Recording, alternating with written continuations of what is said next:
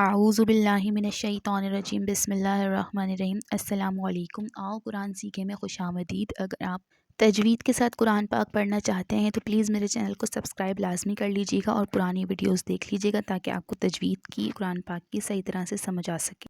पिछली वीडियो में हमने मद्दे फ़रई की इक़साम नंबर 1 पढ़ ली थी, मद्दे जायज़ और मद्दे मुनफ़सिल। मद्दे जायज़ का दूसरा नाम मद्दे मुनफ़सिल है। अगर आपको समझना है तो इंशाल्लाह मैं उसका लिंक जो है वो डिस्क्रिप्शन बॉक्स में डाल दूँगी, आप वहाँ से देख लीजिएगा। आज हम पढ़ेंगे मद्दे वाजिब, जिसका दूसरा नाम मद्दे मुत्तसिल है। मद्दे जायज़ के हमने क्या कायदा पढ़ा था कि हुरूफ मद्दा के बाद हमज़ा दूसरे कलमे के शुरू में हो, जैसे कि क़ालू अनु मीनू, तो क़ालू ये जो है एक कलिमा और दूसरा जो है वो अनु मीनू। तो क़ालू इसमें जो वाव है वो हुरूफ मद्दा में से है। तो हुरूफ मद्दा के बाद हमज़ा आ रहा है। हमज़ा कैसे? बशक्ल अलिफ़।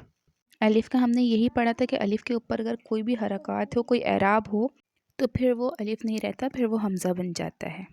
तो हमने क्या पढ़ा कि हुरूफ मद्दा के बाद हमज़ा दूसरे कलमे में हो तो इसे मद्दे मुनफ़सिल कहते हैं। दूसरी लाइन में देखें, जो ये मद है ये छोटी मद की निशानी है और इसकी मिक़दार कितनी है? 3 अलिफ़ की है। मद्दे मुनफ़सिल को समझने का आसान तरीका यही है कि हुरूफ मद्दा हो और उस पर ये निशानी हो छोटी मद की और उसके बाद दूसरे कलिमे में हमज़ा आ रहा हो, हमज़ा बशक्ल अलिफ़, तो वहाँ पर क्या हो रहा है? मद्दे जायज़ हो रहा है, मद्दे मुनफ़सिल। इसको हम 3 अलिफ़ की मिक़दार खींच के पढ़ेंगे। इसके बाद मद्दे मुत्तसिल को आप कैसे समझेंगे कि हुरूफ मद्दा के बाद हमज़ा इसी कलमे में हो।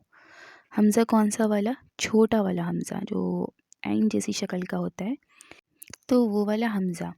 हुरूफ मद्दा के बाद हमज़ा इसी कलमे में हो तो इसे मद्दे मुत्तसिल कहते हैं। हुरूफ मद्दा कौन से हैं? अलिफ़, वाव और या। अब चौथी वाली लाइन में देखें कि ये निशानी बड़ी मद की है, इसकी मिक़दार 5 अलिफ़ है। मिसाल के तौर पर डिटेल्स में समझाती हूँ।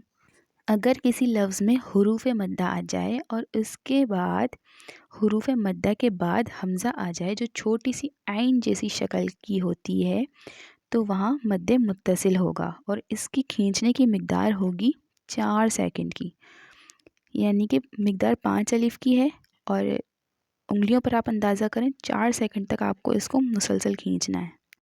हुरूफ मद्दा कौन कौन से हैं? अलिफ़, वाव और या। अलिफ़ खाली की बात कर रही हूँ, अगर अलिफ़ खाली होगा तो ही वो अलिफ़ पढ़ा जाएगा। अलिफ़, वाव और या। तो कायदा ये है कि अलिफ़, वाव और या के बाद छोटा वाला हमज़ा आ जाए इसी लफ्ज़ में, अलग से नहीं बल्कि इसी लफ्ज़ में, तो हमने इसको 4 सेकंड तक खींचना है और वहाँ पे जो कायदा होगा इसे कहते हैं मद्दे मुत्तसिल। मिसाल देखें, पहली ब्रैकेट में जा, तो जीम के बाद क्या आ रहा है? अलिफ़ आ रहा है और अलिफ़ जो है हुरूफ मद्दा में से है और हुरूफ मद्दा के ऊपर जो मिसाल है, वो जो निशानी है वो बड़े मद की है और इसके बाद जो आ रहा है छोटा वाला हमज़ा आ रहा है इसी लफ्ज़ के अंदर, तो यहाँ पर क्या हो रहा है? मद्दे मुत्तसिल। तो किसी लफ्ज़ में हुरूफ मद्दा के बाद हमज़ा आ जाए तो वहाँ पर मद्दे मुत्तसिल होगा और हमने इसको खींचना है 5 अलिफ़ के बराबर, यानी कि 4 सेकंड तक। तो जब भी आप छोटे हमज़ा को देखें, अलिफ़, वाव और या के बाद मद की निशानी देखकर आप समझ जाएंगे कि यहाँ जो मद हो रही है ये मद्दे मुत्तसिल की है और इसको हमने 4 सेकंड तक यानी 5 अलिफ़ की मिक़दार के बराबर खींच कर पढ़ना है। 5 अलिफ़ की मिक़दार का अंदाज़ा आप कैसे लगाएंगे? 1 अलिफ़ की मिक़दार का अंदाज़ा आप कैसे लगाएंगे? 3 अलिफ़ की मिक़दार का अंदाज़ा आप कैसे लगाएंगे? ये सब बातें मेरी पिछली वीडियोज़ में मौजूद हैं, वहाँ से आप सीख सकते हैं, पढ़ सकते हैं। लेकिन मुख्तसर आपको ये बताती चलूँ कि आपने अपनी मुट्ठी को बंद कर लेना है और अपनी उंगली को बारी बारी दरमियानी रफ्तार से खोलना है।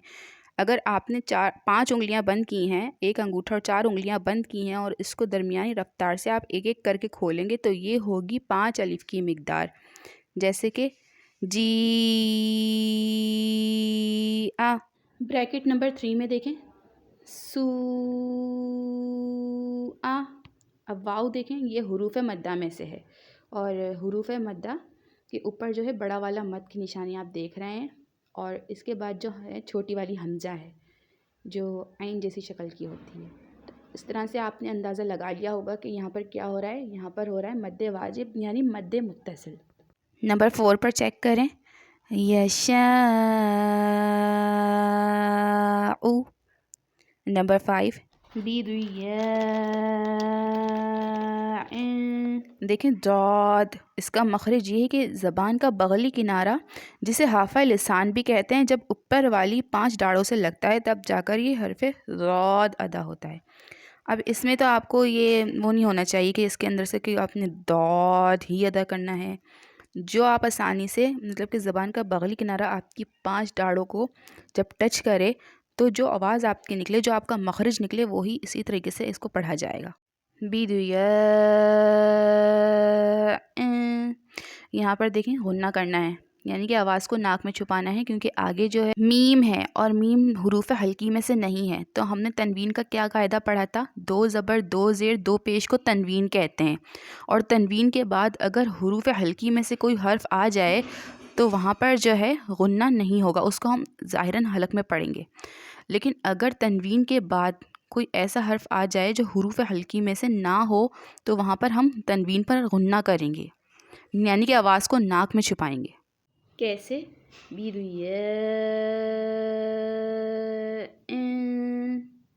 اب آگے والا بریکٹ دیکھیں.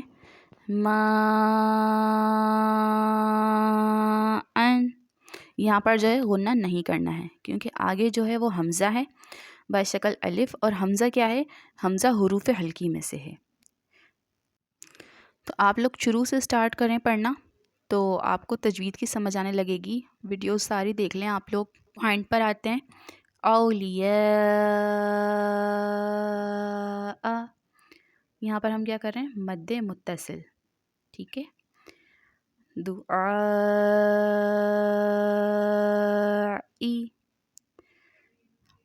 عطاء